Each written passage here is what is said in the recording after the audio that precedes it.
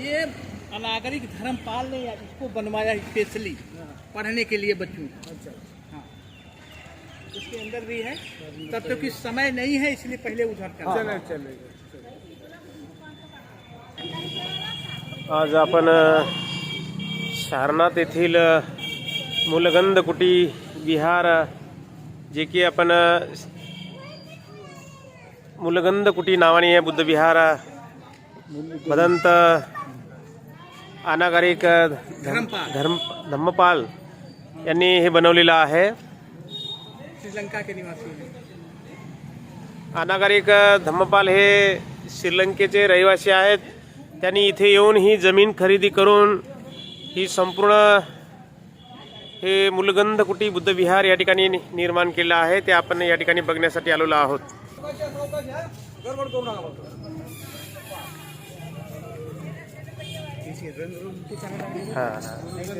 अशा पद्धतीने या मूलगंध कुटी बुद्ध विहाराकडे जाताना दोन्ही बाजूनी धम्मध्वजाचे पताका लावलेल्या दिसत आहेत आणि दोन्ही बाजूनी झाडांच्या दोतर्फा आपल्याला पाहावयास मिळतात। अतिशय सुंदर हा परिसर बघा। बताएंगे।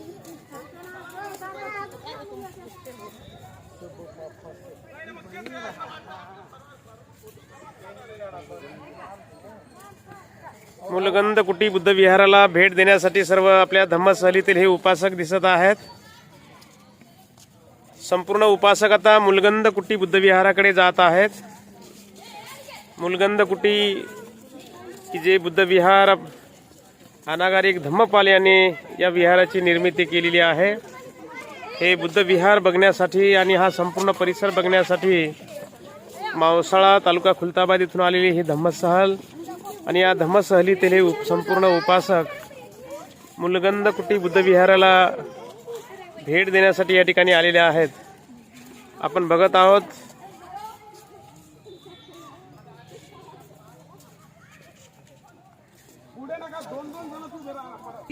मंदिर को बनवाया। अनागरिक धर्मपाल उन्हीं की स्टैचू है, उन्हीं की स्टैचू। हा पुतळा आपण जे बघतोय खरीद करके अपने बहुत बड़ा अनागरिक धम्मपालजी यांचा हा पूर्णाकृती पुतळा या ठिकाणी स्थापित केला आहे। यांनीच हे मूलगंध कुटी बुद्ध विहार या ठिकाणी स्थापित केलेला आहे। अपने स्वतः पैसे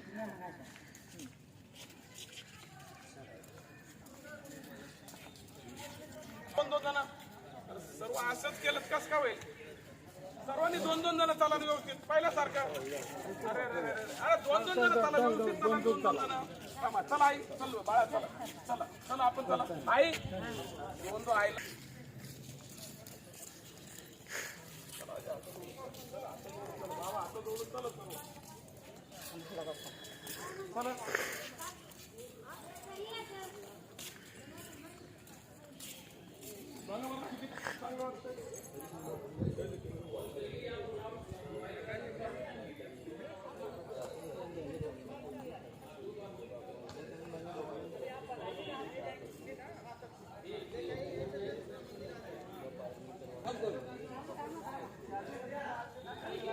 इधर मुड़ जाइएगा, बाएं मुड़िएगा, बाएं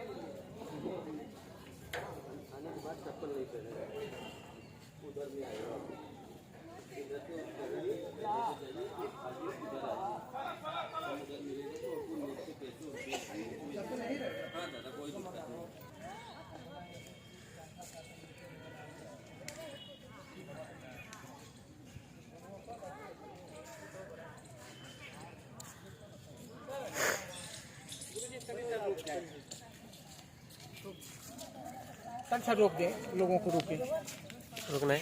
हाँ तो बताना था। वहाँ एक ले लेंगे ना। ठीक है।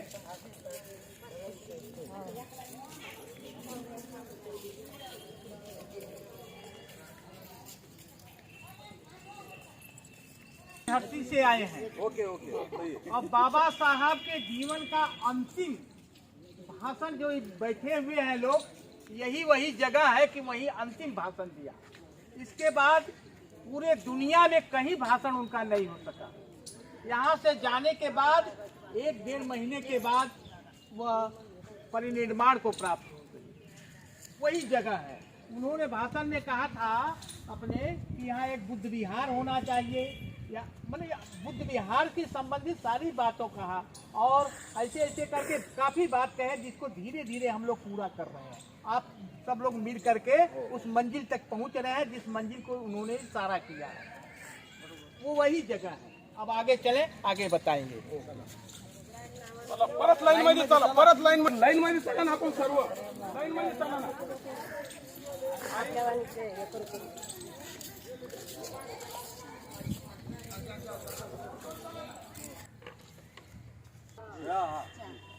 ये सम्राट अशोक के द्वारा बनाया गया है। ये सम्राट अशोक जिस समय आपके उड़ीसा, जो उस समय कलिंगा राज्य था, जब कलिंग राज्य पर जब अशोक ने चढ़ाई किया, वहाँ हजारों की संख्या में, करोड़ों की संख्या, हजारों कह लीजिए, हजारों की संख्या में मारे गए, कितनी बहनें का सिंदूर धुल गया, कितना वीर बहादुर जो है दोनों पक्ष के जो है हाथ कटा, पैर कटा, सारी चीजें हुई। देख करके सम्राट अशोक का दिल द्रवित हो गया। परिणाम यह हुआ कि वही अपनी तलवार रख दिया और भगवान सम्यक संबुद्ध के धम्म के पीछे चलने लगा। इसलिए देखिए उनको चक्रवर्ती सम्राट की उपाधि मिली है, चक्रवर्ती। अब विश्व के मानस पटल पर उनका धम्म को लेकर के नाम है। इस समय जितना में हमारा भारत है, बहुत उस समय बहुत आपका ईरान था, इराक था, चीन था, जापान था, इतना बृहद भारत था, उन्हीं का बनाया हुआ स्तूप है। इसमें भगवान सम्यक संबुद्ध का चिन्ह रखा गया है, जैसे बाल, राख, नख, सीख, उनका सामान। उस मंदिर में जो अनागरिक धर्मपाल ने बनवाया है, उसमें राख रखी हुई है।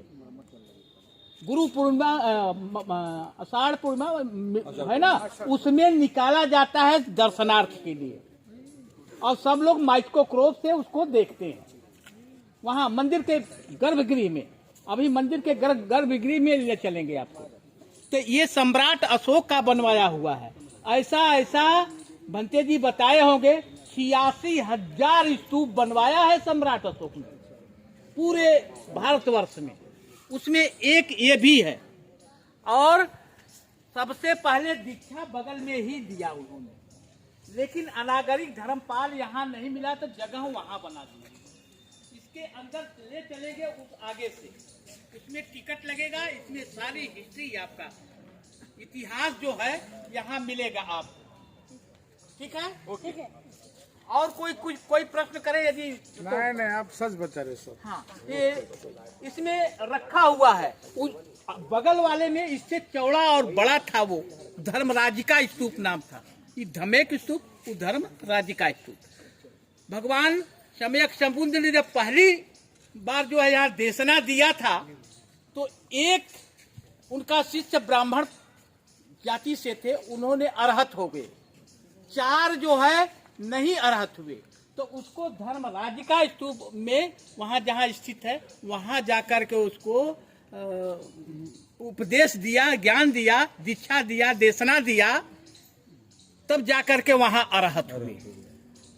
अब आगे चलेंगे, इसको चक्कर लगाते हुए महाबोधि परिसर में, जहाँ भगवान सम्यक संबुद्ध पंच भिक्षुओं को देशना दे रहे हैं, वहाँ हम लोग बैठेंगे और वहाँ भंते जी तृष्णा और पंचशील करेंगे। उसके बाद जो है फिर जो है हम एक चीज और, इसके पहले बुद्ध जो है 27 हो चुके हैं। ये सम्यक संबुद्ध जो है, गौतम बुद्ध जो है, वो 29वें बुद्ध है। इसलिए उस दीवार पर इतनी बड़ी बड़ी प्रतिमा रखी हुई है, और उसके बगल में चक्र है इतना बड़ा, उसको सब लोग हाथ से ऐसे ऐसे करते चले थे। कारण ये है कि जो पहले चक्र जो चल रहा था, उल्टा चल रहा था। ठीक है ना?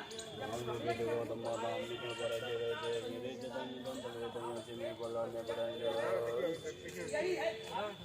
ओम नमः शिवाय नमः नमः शिवाय नमः शिवाय नमः